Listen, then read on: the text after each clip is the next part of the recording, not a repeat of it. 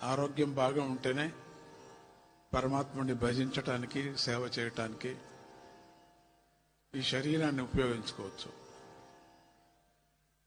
శరీరం తెలియకనే మనం అప్పుడప్పుడు మిస్యూజ్ చేశాం కాబట్టి అనారోగ్యవంతులు అవుతూ ఉంటాం. తెలియక చేసేస్తాం, తర్వాత బాధపడుతూ ఉంటాం.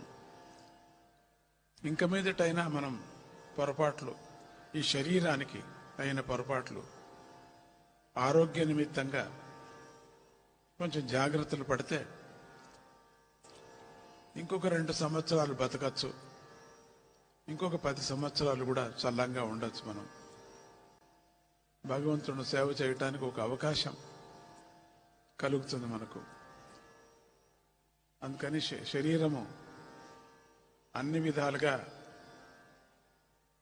ఆ ధర్మ మార్గానికి ఉపయోగించేటువంటిది శరీరం. అన్ని ధర్మాలకు కూడా పనికొచ్చేది శరీరం.